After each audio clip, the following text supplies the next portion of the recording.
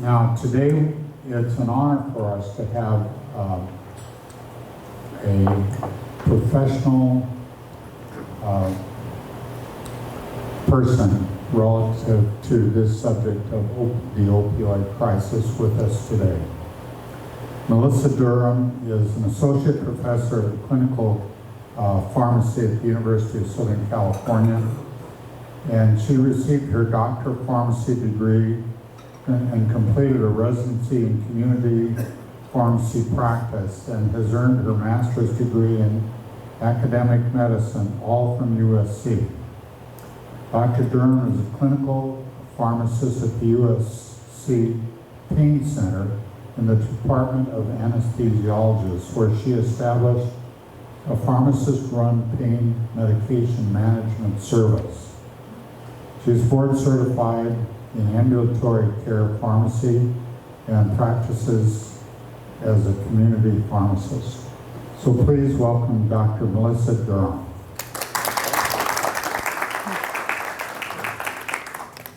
Thank you, and good morning, everyone. I'm happy to be joining you on this lovely Wednesday morning. I'll talk just a little bit more about what I do and who I am after that lovely introduction. So at the clinic that I work at, I see a lot of patients who have chronic pain. I deal with chronic non-oncologic pain management, and I work under a collaborative practice agreement with our physicians at the USC Pain Center. And I see patients there just like the physicians would. I do a comprehensive pain assessment, and I prescribe their pain medications and manage all their medications.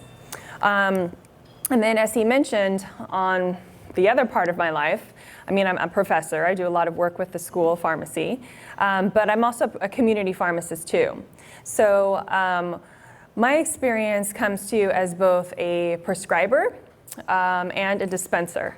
And it can be really challenging practicing in each of those worlds when we're dealing with patients who suffer from chronic pain and when we are trying to practice medicine and pharmacy in the midst of the US opioid crisis, which I'm sure you've heard about and we're going to talk a lot about today. All right. So today we're going to describe some of the major influences regarding opioid-related deaths on the US since the 1990s. We'll talk about sort of how did we get here and where we are today with the US opioid epidemic. Is that better? Yeah, okay. I gotta hold it closer. And then we'll talk about some prescribing and dispensing strategies that can be implemented to reduce risk when we need to use opioids, and also to reduce harm of patients who are using them for different reasons. Okay, so if you look at this graphic, this is from the CDC. And what it shows is 3 waves in the rise of opioid overdose deaths. So if we go back to the late 90s, the first wave we see is a rise in deaths related to prescription opioid overdoses, okay? And then if we move on into the first decade of the 2000s, right around 2006, we see a rise in deaths related to heroin overdoses. And then now where we are moving on, starting from 2013 and on, the majority of the deaths are related to overdoses from synthetic opioids, such as fentanyl and carfentanil. So there's been an evolution in how this has affected our country and the causes in which people are dying from opioids today. In 2017, we had 72,000 people die from an overdose, a drug overdose. That's 197 people per day, and 130 of those were from opioids. So, and that's every single day. So imagine you crash a 747 full of 130 passengers every single day and every single one of them passes away. That would be big news. And that's one of the reasons why the opioid epidemic is big news. But it wasn't big news until recently, when people were dying much sooner, much longer before it started getting the attention that it deserved. So let's talk about I'm going to go over the first wave of it, the rise in deaths related to prescription opioids, and sort of why that has occurred and how we got there. And I'm going to highlight some people along the way. So the first person I'm going to highlight is Joey Rivero. So he passed away in 2009 from an overdose, and he had the equivalent of about 30 milligrams of oxycodone, 2 milligrams of alprazolam in his system combined with alcohol. Now, Joey was a really good kid, loved his family, loved his life, and he was an undergraduate student at the University of Arizona. And he lived with roommates who were frequent users of drugs illicitly. And what they did was they actually would drive from Arizona to Orange County to see a particular physician that would write for them for opioids, benzodiazepines, dangerous substances, and then take it back to college. And Joey wasn't a frequent user, and he ended up not taking much one day and overdosing and dying. His mother, who I know, her name is April Rivero, she took this experience and turned it into, if you can, turn it into something positive, but turned it into advocacy work and developed the National Coalition Against Prescription Drug Abuse. And she's done a lot of work since then to raise awareness regarding opioid overdose and other overdose deaths. But some of you may have seen this person in the news. This is an Orange County physician who was convicted of second-degree murder for patients' overdoses, and she got 30 years to life in prison. This was big news a few years back, and she was the physician that Joey went and saw. So anyway, so she went to prison, and then the pharmacy where the people were filling the prescriptions that she was writing, the pharmacists there also lost their license too. Has anyone here heard pain referred to as the fifth vital sign? So we have other vital signs, but in the mid-90s, there was a call for practitioners to better treat pain. There were cases where patients were dying of end-stage cancer, dying in pain. There was a misconception that pediatric patients and babies don't feel pain the same way. And so the American Pain Society, as an advocacy effort for patients suffering from pain, put out a call to call pain the fifth vital sign, okay? And then the Joint Commission, who is a regulating body that accredits hospitals that's tied to reimbursement from Medicare, sort of took that and said that every patient's pain had to be assessed in a hospital. What they did was they created a patient satisfaction survey called HCAHPS that asked, was your pain adequately assessed? Was it managed? Those kinds of things. And that results of that survey was actually tied to reimbursement of the hospital.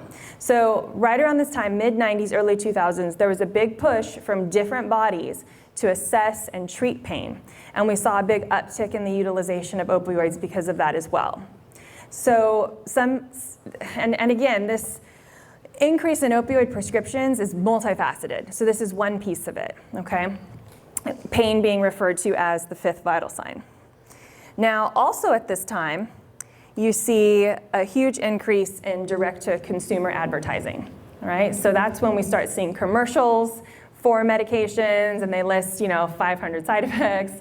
And at that time as well, we saw a different form of marketing for drug companies where where they would do doctor detailing.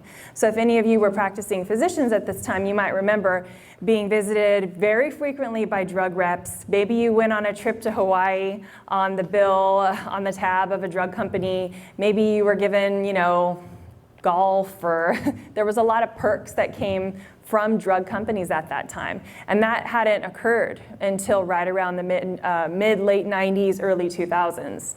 And one of the companies that was especially good at this type of marketing was Purdue.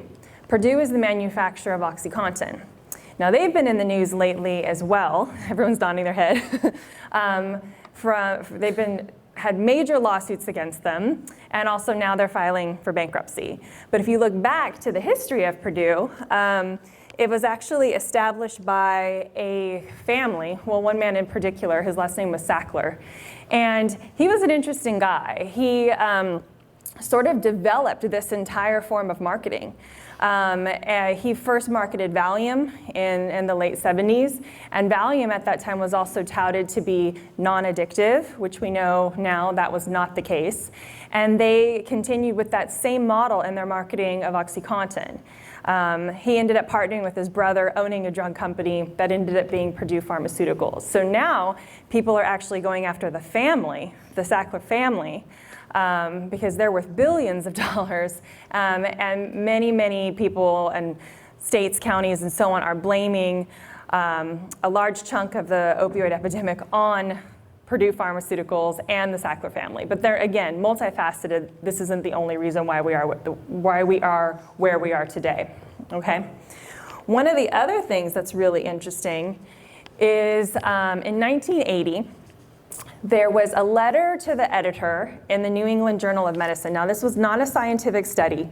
It was just a letter to the editor that was published that said less than 1% of patients who were given narcotics end up being addicted, all right? So what they did was this physician, Herschel Jick, at Boston University Hospital had this really robust database of information and charged his graduate student to pull some data, run some numbers, see how many of our patients who got a narcotic ended up being addicted.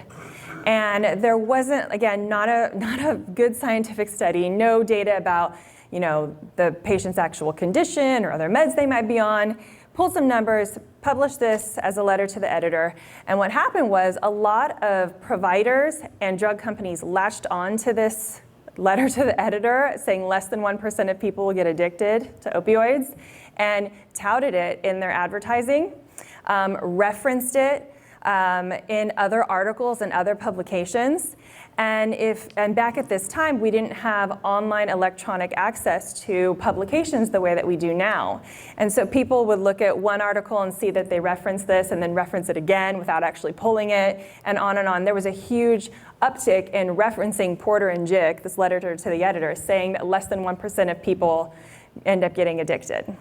So I always find this to be just insane, knowing what we know now in evidence-based medicine. So that's a really interesting tidbit, too, that added to the increase in the prescribing of opioids. Now I'm going to go through and show you a couple maps. Now, if you look at these, just know dark is bad, okay? Dark is a high number of opioid prescriptions. So if you look at the dark brown states on the map, that means that there's over 107 prescriptions per 100 people. So more than one opioid prescription for every single person in that state, okay? So this is 2006, and you can see, too, that there's a wide variety in how hard certain states are hit versus others. So in California, we're kind of not that bad relative to other states in our country. However, there's also county for county differences. There are certain counties within our state that have been hit very hard by the opioid crisis. Orange County isn't one of them, but Marin County, for example, other areas in Northern California, it's been very serious. So here we go in 2012. This is kind of the peak, okay? So many more states with more than one prescription per person. And then here's where we are. This is the most recent map we have from the CDC in 2017, okay? So opioid prescribing rates are down, all right? Yay. Due to the education that's been put out there by people like me and others talking to prescribers, maybe due to fear on the part of prescribers, the attention that the US opioid epidemic has been getting. So one would think that deaths are down too, right? Well, that's not necessarily the case. People are still dying because now it's not so much about the prescription opioids, it's more about the illicit substances. So we've done our damage in the 90s, the 2000s by overprescribing opioids. And what's happened as well is that we're pulling back on what we're prescribing people, and more people are turning to illicit substances, okay? That's one of the reasons they are. One of the other reasons people are turning to illicit substances is the access to them has increased over time, and I'll talk about that in a second. So, we worry about overprescribing opioids. We know we did that. I probably did that too, okay? I'm not gonna lie. I played a part in this as well because that was the standard of practice, okay? What we did to manage chronic pain, when I started in 2008, what we did was, for most people, they got a long-acting opioid for their maintenance if they suffer from chronic pain, and they got short-acting opioids for breakthrough pain. Now, the way that we practiced at the USC Pain Center, the way that I practiced, we did it in the best possible way, but I can't help but wonder that, maybe there were people that we shouldn't really have been prescribing this to, but again, that was what we did, okay? Now, over time, it's different, it's evolved, and I'll talk about that more, but it's an interesting reflection to think about how things have changed in medicine. So when I started out at USC, just looking at the topics that I would talk about, I would be asked to speak about how do you use opioids, right? So I'd talk about dosing, I'd talk about, how do we use opioids to treat pain? Then it evolved into, okay, how do you use opioids safely? Right? What are all the safety measures you have to put in place? And then it turned into, how do we use anything but opioids? And now how do we get people off of opioids? So it's been an interesting evolution just in my career too. But when we talk about overprescribing opioids, right? We did that for a long time. But now I think that there may be a risk of underprescribing, not necessarily just opioids, but other medications to replace them. So if someone is suffering from chronic pain and you suggest, like, listen, we need to, taper you off of your opioid, this isn't good for your health, so on and so forth, the first question you get asked is, what are you gonna give me instead? So we don't have enough other options yet to replace what we've been using for pain management so far. So for example, I have a patient who is on, or was, he's off of it now, but he was on a relatively low dose of long-acting morphine, oral tablets, okay? And I said, look, you're only on 30 milligrams of this a day, this isn't good for your type of pain, let's get you off of this. And so what I had to do in order to get equal analgesic effects for him and equal functionality for him, I had to start 3 other medications in order to replace the benefit he was getting from the morphine extended release. And so he says to me, well, why would I want to do this? It's costing me more money, right? I'm now paying 3 copays and you're giving me this expensive compound, I'm taking more pills. He's like, why can't I just take my morphine? So sometimes it's a little bit of a hard sell. It was still the right decision for him. But it can be hard. And some patients, actually, if you're on Medi-Cal, there's a restriction to the number of prescriptions that are covered per month. So we can't sometimes add on more medications to replace an opioid. And opioids often are cheaper. They're often a cheaper alternative than some of the antidepressants or anti-epileptic drugs that we can use for pain management. So it's a tricky situation. I will also say that somewhere close to 80% of people who use heroin started on a prescription drug. Now, whether or not they obtain that drug legally or not, we don't know.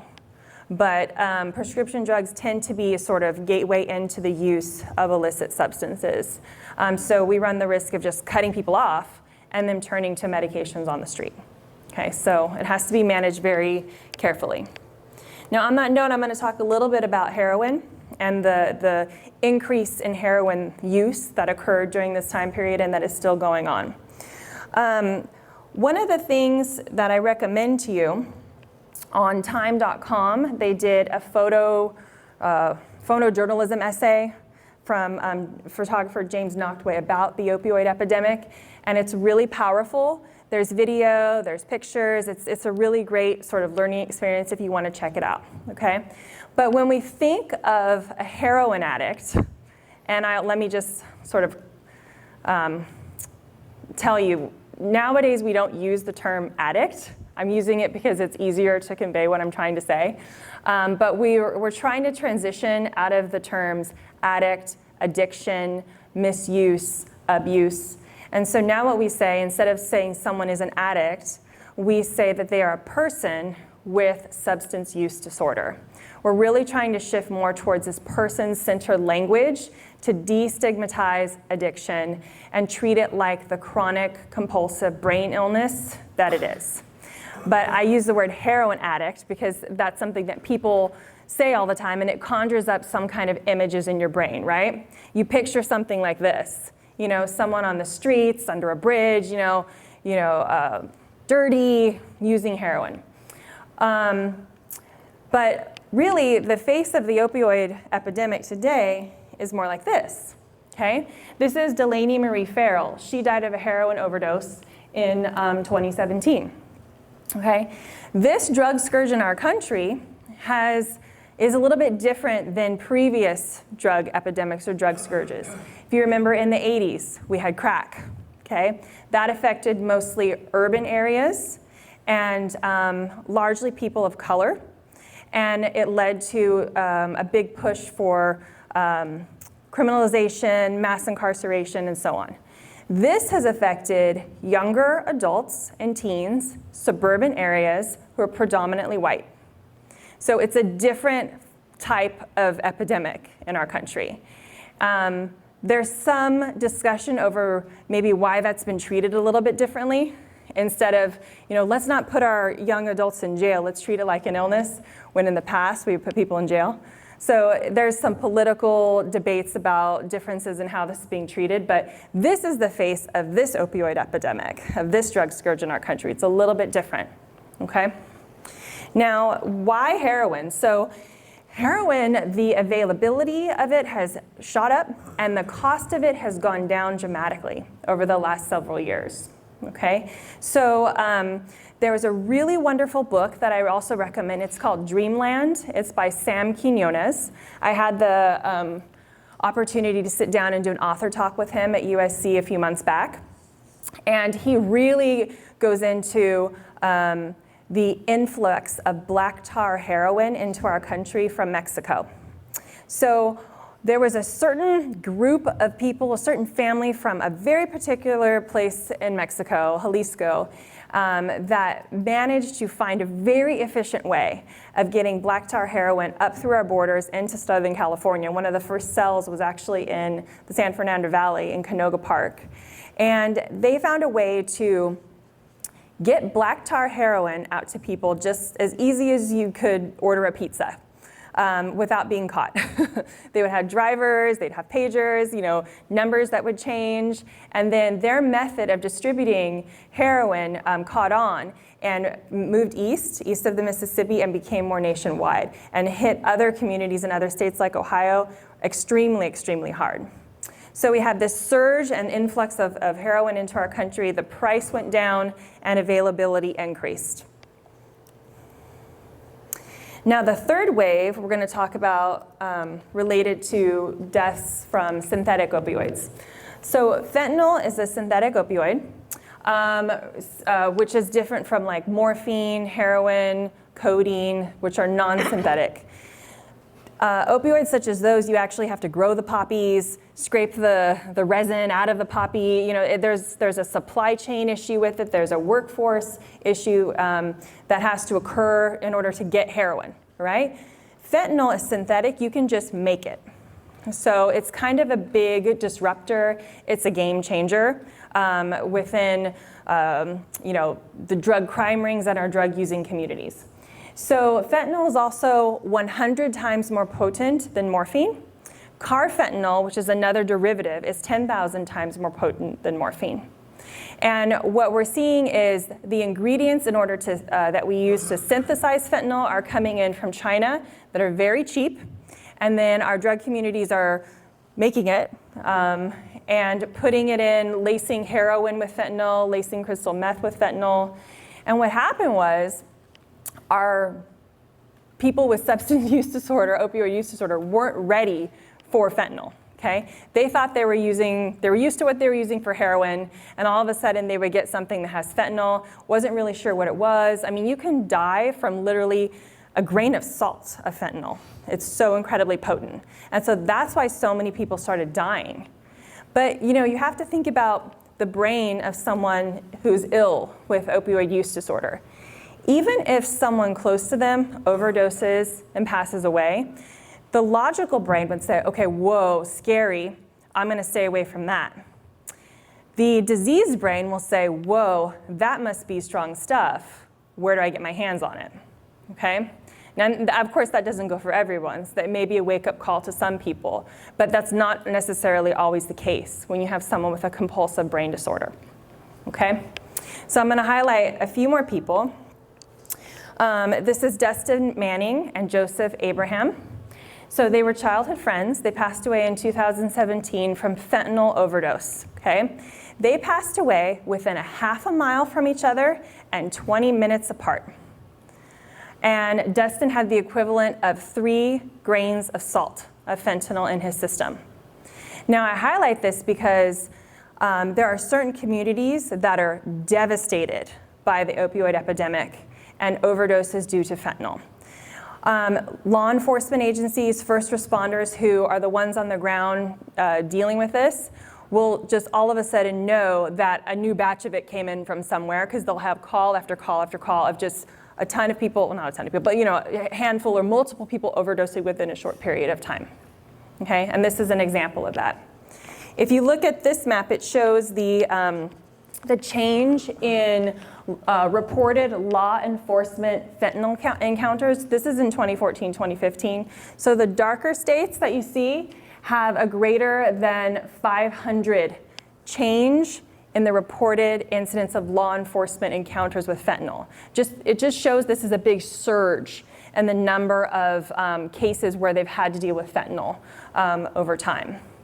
So fentanyl is a big game changer. Right now it's responsible mainly for most of our deaths in the opioid epidemic. I will say too that the fentanyl that we use medically, we use it for anesthesia induction in its IV form. We use it as a patch for chronic pain. And there's other forms we use, like there's lollipops and nasal sprays and things for pain usually related to cancer. The fentanyl that we see out illicitly is either in tablet form, which you cannot get in any legal way. It's not made as a tablet. But illicitly you can get it as a tablet, and then also as a powder, like I mentioned before, how you use it to lace other illicit substances. So, but what do we do? Okay, so we have this huge opioid epidemic. People are dying, young people are dying. It's horrific. It's one of the greatest public health crises that our country has faced. But people are still in pain, right? We have 25 million people in the United States who suffer from chronic pain. So what are we gonna do for them? And it turns into a really tricky ethical dilemma for prescribers and dispensers. We want to ease suffering, but we don't want to contribute or worsen the public health crisis that's going on right now. I read an interesting editorial in the New York Times. This was, I guess, a year ago, January. And this woman, she was an expatriate living in Germany, and she needed a hysterectomy. Laparoscopic surgery, hysterectomy. She was very nervous about, and she was American, by the way, American expat. She was very nervous about what they were going to give her for pain management. She's like, okay, you're removing one of my internal organs. What are you going to give me? And the American way, we would give her opioids usually, right? The Germans said, you're going to rest, you're going to take ibuprofen, and you're going to drink herbal tea. And she's like, what? You Germans are crazy, right? You're removing one of my internal organs. But what she found, she did what they said, was that she was uncomfortable, not in insane amounts of pain. She was uncomfortable and she was bored, and she wished that she could just take a pill and sleep through it. And it's a very American way of thinking that we have. We would like to just take a pill and not deal with something. We would like to take our cholesterol medication and still eat our ice cream. You know, we are looking as a culture and as a society, we look for quick fixes to things in general. We want everything fast and easy. But that's not always the best way to do things. Because for her, what they told her too was, you know, how are you going to know if you're healing, if you're actually covering up what your body is feeling, right? But it's so much easier for us to do it that way. You know, there's other things that the opioid epidemic says about our society as well.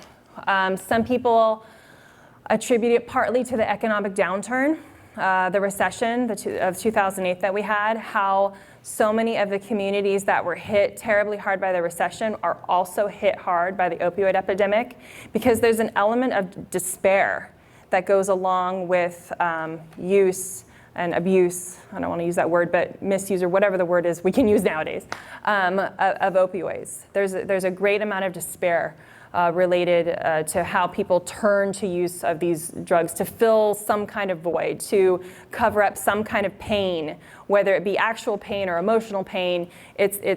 We're reaching to these drugs to fill some kind of hole and cover up some sort of pain that they're experiencing. And then other people discuss maybe it's due to technology. We like to blame everything on technology, right? But we have the greatest access to being connected worldwide than we've ever had in our lives, but people are lonelier than ever. So again, it's a multifaceted reason of why we are where we are with the opioid epidemic as a society. This isn't the only study that's shown this recently, but in 2017 we had an article come out in JAMA that showed that acetaminophen, which is Tylenol, plus ibuprofen used in combination was equally as effective as using an opioid plus acetaminophen, like Vicodin or Percocet or something like that. And it's something that we should have figured probably out a long time ago, but now we're using more combination therapy, more multimodal therapy to be equally as effective to the analgesic effect of opioids. Now, opioids do work. My guess is that every single one of us in this room has taken one at one time or another. And they can be miracle drugs. They can be just something, the exact thing that you need at a certain time. So I had a kidney stone last year, and man, was I grateful to have an IV push of hydromorphone. And it was literally like a miracle drug. So there is utility for them in some cases still, okay? But we try now in our management of pain to optimize everything else while minimizing the opioids as much as we can, and not just reach for opioids automatically like we used to. Okay? Now, because I'm a pharmacist, I will tell you a little bit about the plight of the pharmacist, because as I mentioned before, I work as a prescriber and as a dispenser. So dealing with this as a prescriber is actually easier than it is as a dispenser. So when I'm in my clinical setting and I'm saying, listen, this isn't good for you, or I have so much more authority to do what I think is right, and it's not as difficult. When I work in community pharmacy and a patient brings in a prescription for an opioid, a patient who I know little about, who may be new to my pharmacy, who I do not have access to any records for, and then I'm the one who makes the very last judgment call of whether or not they actually get this medication in hand. So am I going to say no and contribute potentially to their suffering? Or am I going to say yes and potentially contribute to the US opioid epidemic? So community pharmacists in particular are forced to make judgment calls on this with very, very limited information. And it's very hard. They're probably put in the worst position of all providers out of all of this. But again, that's my perspective. But I do work on both sides.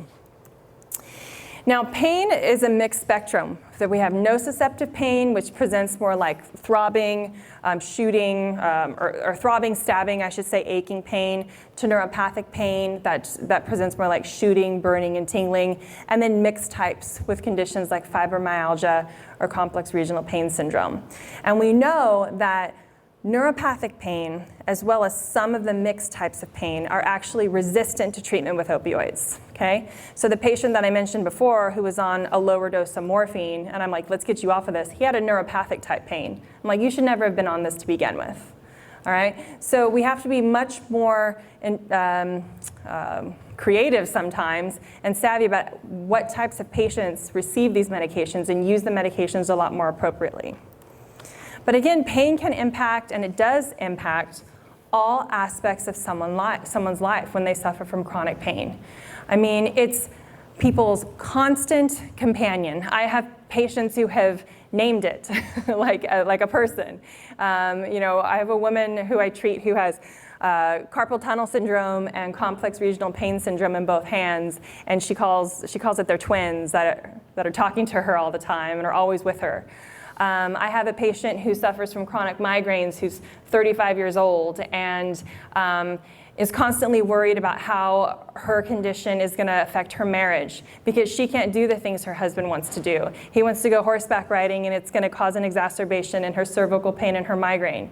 I have patients whose sexual life has been incredibly impacted. It's painful, and then their partner is upset, and it's caused problems within their marriages and their relationships. It's all aspects of life, friendships, finances, making payments for your co-pays and your medications. I have the majority of my patients who are on disability who can no longer work. And patients who suffer like this in every aspect of their life have to have options. And so now the focus is not on relieving pain or making the pain go away. Now what we focus on is restoring functionality, okay? What can I offer you, whether it be physical therapy, occupational therapy, pain psychology, medications, that can keep you functional and meet whatever your goals are for managing your pain. I might give you a medication that drops your pain 20%, which is a relatively okay result, but if it doesn't enable you to do anything that you weren't able to do before, or doesn't get you closer to meeting any of your goals, we would consider that something that's not effective and not worth continuing, okay? So a little bit of different approach. And also, we have these vicious cycles. In my clinic, I treat mood disorders just as much or more as I do chronic pain. Because if you look at the little wheel on the left, the psychological vicious circle, so you have pain, you have chronic pain, it impacts all aspects of your life. So therefore, you become depressed because of it. Depression actually can be painful itself, and depression can worsen your pain. So now your pain is worse, so you get more depressed, and around and around and around we go. So when we're managing patients with chronic pain, we have to address mood as well. Depression, anxiety, and sleep disorders are incredibly common in patients who suffer from chronic pain. And you're never going to get pain under control unless you get whatever's going on with mood under control too. Okay? Same thing with physical deconditioning. You're in pain, so you don't want to get up and walk, you don't want to do the things you used to do. So you get deconditioned, your muscles aren't as strong as they used to be, your pain gets worse because of that. So then you don't want to do anymore, and around and around and around we go. So things like physical therapy are incredibly important for patients with chronic pain conditions. I'll go through this pretty quickly. Some of the things we do to minimize risk when we're using opioids: thorough histories, we use informed consent, we have patients sign an agreement with us that they're only going to get controlled substances from us, for example, and then we use various risk assessment tools. We prescribe smaller quantities, see patients more frequently. We do different types of monitoring. We're doing urine drug testing to make sure they're actually taking what we prescribe them and not taking anything else that they're not supposed to. And then every state now has what's called a prescription drug monitoring program, where you can online pull up and see what patients are filling, what controlled substances they fill, at what pharmacy and by what prescriber. And then almost lastly, I want to talk a little bit about naloxone. Naloxone is the agent that we use to reverse opioid overdoses. Okay, and many states, California included, have passed legislation to where pharmacists can furnish naloxone without any involvement from a physician. So someone comes to me in the pharmacy and they say, oh, I know someone who's on opioids, or I'm on opioids, or maybe I identify them because I'm filling their opioid prescription. I can prescribe them naloxone, which comes commercially as a nasal spray, for them to have at home in case of an opioid overdose.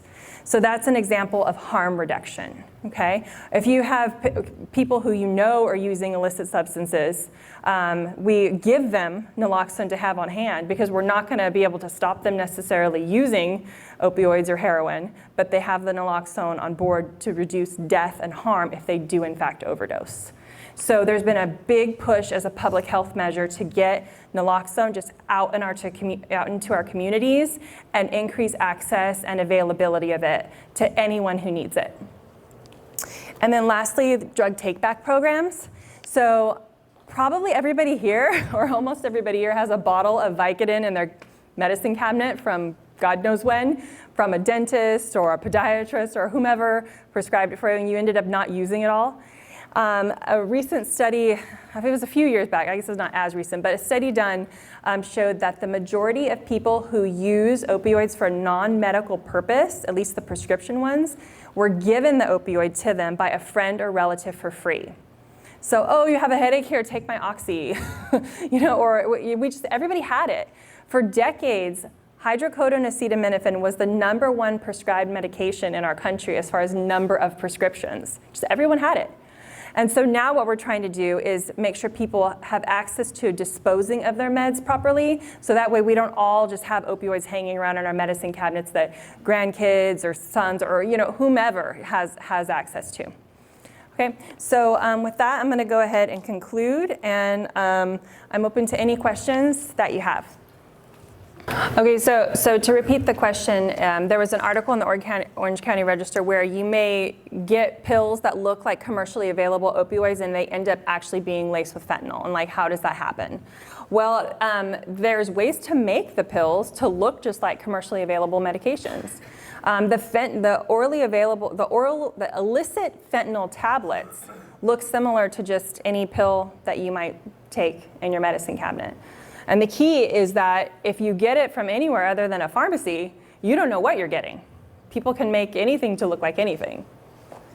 So it was more a comment. He was saying that he worked in a crime lab and used to primarily see morphine 30 milligram tablets, but now you get a mix and everything looks legitimate, but it's a mix of God knows what, basically. Is that the gist of your comment? Yeah. So it's really not that difficult to make something that looks legitimate, to be honest, because if you as a pharmacist in your business or whatever decide to take back medications or take back needles, then you and your business is responsible for the cost of disposal. So what we need are more publicly funded measures, that maybe grants or something like that, to provide, allow the pharmacist to take it back, but then the state or whatever pays for the disposal, the cost disposal. That's why I listed these other resources, because these are actually free. You can go on the DEA website and search in your zip code and find places that take back medications and needles. Oftentimes it's a sheriff's station or other public areas. Yes. I'm from the Bay Area and went into the local CVS, and they had a container to dispose of drugs there, as well as at the police station. Yeah, so she said she's from the Bay Area and she saw a CVS that took back drugs. Some do, but it's not standard because of cost. Herbal tea that I referenced to from the article, what is it in Europe? I don't know exactly what they were referring to in that article, but there's a variety of herbs and complementary and alternative medications that can be used for pain. My guess is it was probably just like chamomile to help her relax. That would be what I would venture to guess in that case. The question is, using Tylenol and ibuprofen in combination, can one get in trouble with that? You mean as far as like drug interactions and using the combo together? So using that combination of those two medications together is generally fine because they have different mechanisms of action. Anytime you use things in combo that have different mechanisms, it's okay, as long as you don't have some kind of contraindication to either one of those drugs. So for example, if you're on a blood thinner, you don't want to use the ibuprofen, or if you have a history of an ulcer or something like that, you'd have to look at the individual precautions and contraindications for each drug. But as far as using the two together, it's okay because they have different mechanisms. And they work synergistically because of that. So the question is, what's the percentage age-wise that is impacted the most? You know what, I actually don't know off the top of my head the exact percentages, but I do know that with this current opioid epidemic, it's predominantly between the ages of 20 and 45. So younger adults. So are we seeing issues of people needing opioids, not being able to get them? Yes.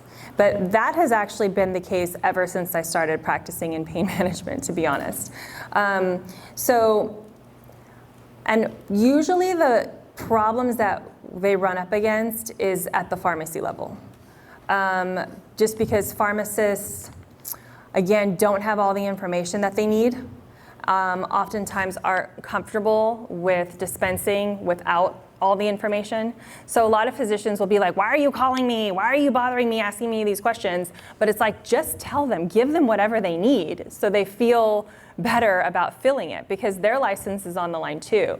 The other issue too, one more thing, sorry, is getting the medications from wholesalers. So as a result of this, wholesalers have been forced to limit the number of opioids that they allow each pharmacy to get. So some pharmacies might legitimately not be able to get the medication for the patient. So what she commented was that first knee replacement with her mother, they gave her the opioids, everything was fine. Second knee replacement, they didn't want to give her opioids, and it became an issue. What years were her knee replacements? I'm curious. Maybe 5 and 3 years ago. Okay, so just in that, so a knee replacement 3 years ago, they don't want to give you Oxy, so that would have been 2016 versus 5 years ago. That literally demonstrates the shift that we're seeing with the opioid epidemic, the attention that has gone, the education that's gone out. And also in 2016, we had the CDC guidelines for prescribing opioids come out. So that was a big thing as well, a big moment, because the guidelines showed or said in the guidelines that you want to do short acting as much as possible versus long acting. It also set sort of threshold limits for what the CDC determines as high dose morphine equivalent. So they say, basically they said in the guidelines they don't want anybody going over 90 milligrams of morphine equivalent. And if you do, you better have a good justification for it. And then when possible, keep it under 50, which these are low in my world. So when the guidelines came out, it was a big shift in how people practice. It was a big wake-up call. And that's probably the hugest reason why you saw such a change between those years. Great question. So the first question was about our prescription drug monitoring programs and kind of how that works and how effective it is. And then the second question is, if a pharmacist says no and sees that someone's diverting or whatever, does that push people to the street? So a little bit about the prescription drug monitoring programs. How they work is that, and every state has a different law. In some states, the pharmacies send it in to the Department of Justice weekly, some daily. In California, pharmacies are required to submit weekly data in electronic format about who is filling a controlled substance, what they got, where they filled it, and who prescribed it. And it goes into a database. And then every provider, basically, or every prescriber can get access to that database to check it, either before prescribing or before dispensing, okay? So a new law passed that requires prescribers to check it, okay? We didn't used to have this law. So if you're prescribing an opioid, you have to check the database upon initial prescription and at least every 4 months with chronic therapy. Pharmacists are required to have access, but there's no law stating how they're supposed to use it. So we can check it, not check it, it's up to our professional judgment, okay? Now when we do check it, we do get the information that I just mentioned, right? So you can tell if someone has filled a prescription, from multiple prescribers or from multiple pharmacies, which is very helpful. There's limitations to it though. So sometimes the data isn't updated as quickly in real time. Like I said, we're only required to submit weekly. So if someone filled it yesterday, it might not show up, okay? On top of that, it used to be very effective as far as like if someone pays cash for their medications, they don't run it through their insurance. Because at the pharmacy level, if you're constantly billing on your insurance, we can tell if you filled something somewhere else. But if someone's paying cash, we would never know unless we check that database. So it's very helpful for that. And when I say cash, I just mean not on insurance. But now everybody knows about what we have access to. And so there's always a way around it. So now what people are doing to work around our database is they just fill prescriptions in multiple names. So we'll see, like, this actually just happened to me. A woman was coming in and filling for, you know, her, and then she would bring in something for her dad, and she always had everybody's IDs, and it was all these people that she knew, and the physician was writing, you know, fraudulent prescriptions and getting kickbacks on the payment from what she was selling on the street. So there's limitations to everything that we do. But it is very helpful. At least it gives us somewhat of peace of mind knowing that, you know, people aren't filling in a million different places. But 5-6 years ago, providers and dispensers weren't checking this database like they were supposed to. But now people are. You know, it's only as good as how much you use it. Now, the other question related to, well, if you say no, are we pushing people to the street? Maybe. It may be. And when I speak to groups of pharmacists about, you know, our profession and how we should practice, I always charge people in my profession to not practice out of fear, not just turn people away, because our go-to move is, oh, we don't have it. We just tell people we don't have it when we really do have it, and we just don't want to fill their prescriptions. So not to turn people away, because it's a missed opportunity for an intervention, and that we need to be, you know, ready to talk about, you know, opioid use disorder, ready to give resources for people to get help. So that's a big push within my profession, is to not miss that opportunity to get people the treatment that they need. But I think we have a long way to go. So the question is, does the body have its own pain management through? Yes, we have endogenous opioids, predominantly beta endorphin is our biggest one. And then there's also enkephalins as well. And so the medications that we give, opioids in particular, work on the same receptors and mimic what our own body does to manage our pain. The question is about the use of CBD and THC. So I'll tell you my experience. I mean, not personally. I mean, maybe no. So my experience as a provider with CBD and various medical marijuana derivatives. So the majority of my patients who try it for pain, whether it's gummies or chews or smoking or whatever, see an improvement primarily in sleep, okay? I do see value in that. Also, for patients who have certain types of neuropathic pain that's very sensitive to touch, some of the topical CBD creams can be very helpful. Now, is that evidence-based medicine? No. That's based on what I've seen clinically. That's just my empiric experience. The level of evidence for use of CBD compounds for pain is not great. And we don't have good information on dose response. I mean, everyone's just picking up whatever from different dispensaries, which is legal in California. Fine, go for it. There's nothing I can do about it as a provider necessarily. But how much do you take? You know, how much CBD equates to a certain response therapeutically? Like, we don't know any of that. And you also aren't guaranteed to get pure CBD. So CBD is the compound that's touted to treat various medical conditions, where THC is the chemical that's responsible for more of the psychologic side effects, the bad part of marijuana. So people are aiming for more CBD, but there's not necessarily a guarantee that you're going to get the ratio that's advertised. It's not regulated properly. So it's a bit of a wild west out there when it comes to CBD and THC. So the question is regarding the opioid epidemic versus alcohol and prohibition in the 1920s and the seriousness of it. Alcohol use disorder is still a very serious issue in our country.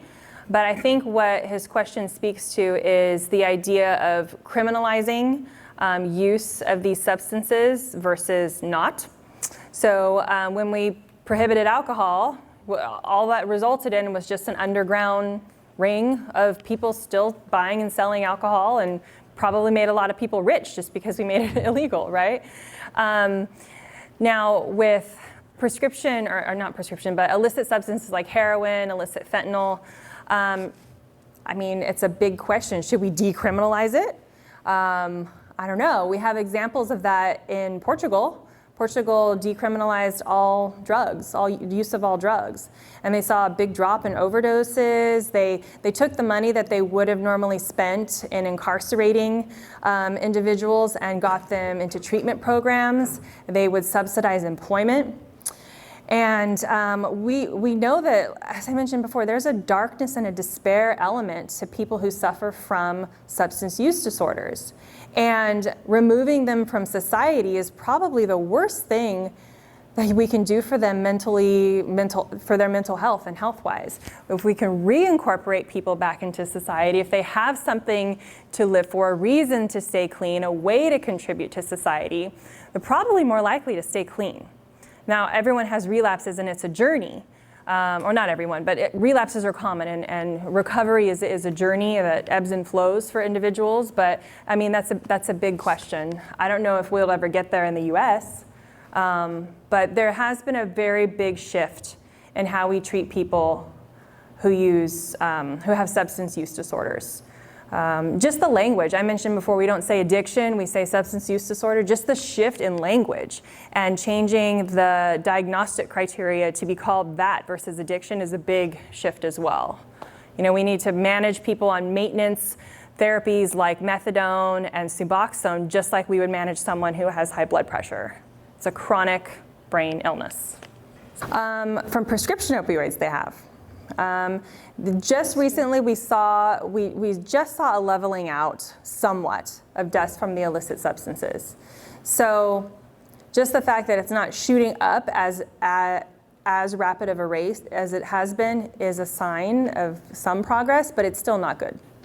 The damage has been done, the cat's out of the bag. Now our country's trying to play cleanup, and we have to get people into the treatment programs that they need in order to prevent more people from dying. But again, you know, it's stigmatized, it's treated like a moral failure instead of an illness. And so we have a lot more work to do there. What's the biggest hurdle we're facing to treat opioid addiction? One of the biggest is cost of treatment programs. People's insurance is not covering them, parents emptying out their retirement accounts to get people, the options and the costs are not practical for a lot of families to get their family members or people to get themselves into the treatment programs that they need. So that's a big one. And then also I think overcoming the stigma that's associated with it as well. Those are two of the biggest hurdles. So the question is about Tylenol and using it a lot. Yes. So Tylenol, again, it's not an opioid analgesic. It is very useful for a variety of conditions. The max dose of it, according to the FDA, is 4 grams per day, but a lower max dose is often recommended, somewhere between 2 and 3 grams a day. With chronic use of Tylenol past the max dose, you can see significant liver damage. And then acute doses of like 20 grams or something like that, you can pass away. Tylenol overdose is actually the #1 cause of acute liver failure in our country. Now, what's the big deal about Tylenol? Well, because it's in so many different combination products. So you can pick up, NyQuil and Dayquil, and it has acetaminophen in it, and you won't even realize it. And then you go and you take your Vicodin that has acetaminophen in it, and then you're like, oh, I have Tylenol arthritis that has Tylenol in it, and you know Tylenol's in it. So you might not realize that you're taking a relatively high dose of Tylenol from various sources over a period of time, and that can be damaging to your liver. Yeah, so the question is regarding like if you have a minor surgical procedure and physicians prescribe opioids just so they don't get bothered if you end up having pain later. That happens a lot, very, very frequently. We'll see patients who are, we were just trying to address this in our health system, patients who are discharged with like a prescription for 240 oxycodone or something when they had a hip replacement or knee replacement or something that didn't warrant that, okay? And absolutely, so with controlled substances, the Schedule II controlled substances such as morphine, hydrocodone, oxycodone, in the past it required a written prescription that you had to get for your doctor. It couldn't even be called in, all right? And so it was so much easier for prescribers to just give you a script and then you not have to come back and pick one up or deal with it later. Now, the majority of controlled substances can be prescribed electronically. So they can just shoot an e-prescription to the pharmacy, whether it's a C2 controlled prescription or not. And so that actually takes out that element of worrying about convenience. And we're seeing a bit of a change, a bit of a shift in overprescribing, just to cover people for convenience sake, because now they can e-prescribe it. But people still do it, a lot. Thank you, Dr. Durham. Great. Thank you.